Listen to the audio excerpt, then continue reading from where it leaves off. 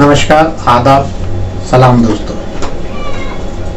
दोस्तों, जैसा कि हम जानते हैं कि आज दिलीप साहब का 100वां जन्मदिन है, तो आज हम बात करेंगे रफ़ी साहब और दिलीप साहब की दोस्ती के हवाले से। ऐसे तो 4 दोस्त, ये बहुत ही ख़ास दोस्त थे, जिसमें दिलीप साहब, रफ़ी साहब, जॉनी वकर और नौशाद साहब। ये चारों लोग बहुत कुछ साथ साथ किया करते थे। नौशाद साहब, जॉनी वकर, दिलीप साहब मुशायरों में जाते थे, शिकार भी करने जाते थे। लेकिन रफ़ी साहब शिकार करने के बिल्कुल खिलाफ थे। वो कभी भी इनके साथ शिकार करने नहीं जाते थे। हत्ता कि रफ़ी साहब तो मुशायरों में भी नहीं जाते थे, लेकिन हाँ, दिलीप साहब के भाई और जॉनी वकर के भाई टॉनी वकर कभी कभी रफ़ी साहब के साथ पतंग उड़ाने आते थे। पर इन चारों लोगों की दोस्ती बड़ी खास थी और जब भी मिलते थे तो रफ़ी साहब को आलमपना कह के बुलाते थे। हाँ, रफ़ी साहब शर्मा के बोलते थे, नहीं, मैं तो रफ़ी ही ठीक हूँ, आप मुझे ज़्यादा से ज़्यादा रफ़ी भाई कह लीजिए, यूसुफ साहब। हम तो जो है उनको एक बतौर एक अदाकार, एक गुलकार की हैसियत से जानते हैं, मगर ये ऐसे दोस्त थे जो अपनी छोटी छोटी बातें भी एक दूसरे को बताया करते थे। और इस जन्मदिन के मौके पर मैं आपको रफ़ी साहब और दिलीप साहब का एक छोटा सा किस्सा सुनाना चाहता हूँ।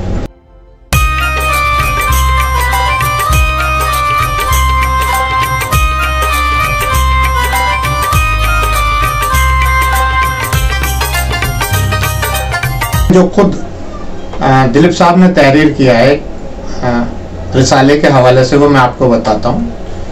वो वाक़या था जब 1962 की जंग में, उसके बाद फौरन बाद बॉर्डर सिक्योरिटी फोर्स के जवानों का दिल बहलाने के लिए गए, तो एन शो से पहले, क्योंकि वहाँ ठंड बहुत होती है, तो सर्दी की वजह से रफ़ी साहब का गला जम गया। अब ये होने से रफ़ी साहब की आंखों में आंसू से आ गए। जो आदमी हमेशा मुस्कुराता रहता हो, उनका चेहरा एकदम गमगीन सा हो गया। रफ़ी साहब सोच रहे थे कि मुझे जवानों के सामने बहुत नीचा देखना पड़ेगा। इस प्रोग्राम के लिए वहाँ पर सब लोग उतावले थे। छोटे छोटे कागजों की पर्चियों पर अपनी फरमाइश लिखकर रफ़ी साहब को दे चुके थे। जवान उनको सुनना चाहते थे। रफ़ी साहब खुदा से दुआ करने लगे। तब मैंने रफ़ी साहब को कहा, यानी दिलीप साहब ने कहा कि आप अदरक और शहद साथ में मिलाकर लें। मैंने ये मशवरा दिया और कहा कि भाई हम भी दुआ करेंगे, आप भी दुआ करो। रफ़ी साहब ने ऐसा ही किया।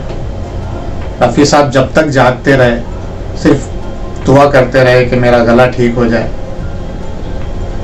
सुबह जब रफ़ी साहब सोकर उठे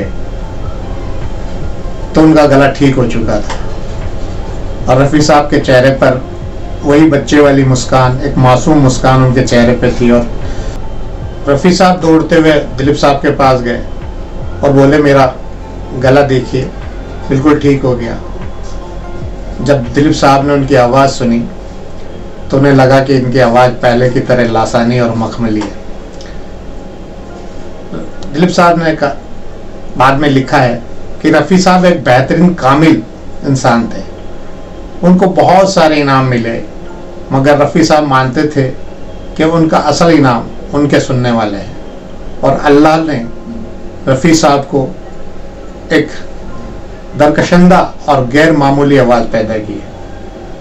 रफ़ी साहब ने वहाँ पर एक गाना गाया था जो उस वक्त तो गैर फिल्मी था, लेकिन बाद में उसे फिल्म लीडर में ले लिया गया था। अपनी आज़ादी को हम हरगिज़ मिटा सकते नहीं। इसके अलावा भी और बहुत सारे गाने गाए थे। वो उस प्रोग्राम की ओरिजिनल रिकॉर्डिंग तो नहीं मिलती है, लेकिन हमने भी जो गाना सुना है वो कभी बहुत कम लोगों ने पूरा सुना है। उसका एक स्टेंजा जो ना तो फिल्म में था और कैसेट वगैरह में भी नहीं आया, लेकिन कुछ लोगों के पास वो गाना है, तो मैंने ये वीडियो के साथ गाने को एडिट करके, उस स्टेंजे को एडिट करके मैंने बनाने की कोशिश की है। उम्मीद है आपको पसंद आएगी। लेकिन ये गाना देखने से पहले मेरी आपसे रिक्वेस्ट है कि आप मेरे चैनल को सब्सक्राइब करें, आपको पसंद आए तो लाइक करें, और आपको लगता है इसमें कुछ गलत है तो आप कमेंट सेक्शन में जाके कमेंट सेक्शन करें, और फिर किसी और पोस्ट के साथ आपके सामने हाजिर होऊंगा। तब तक के लिए आदाब। आप अपना बहुत ख्याल रखें।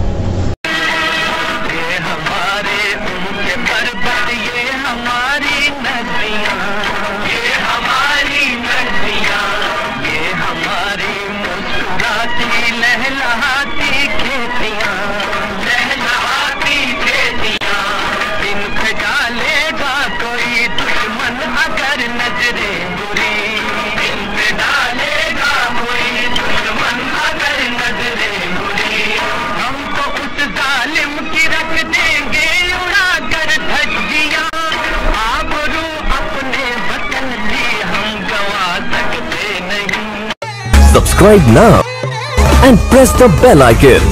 Never miss an update.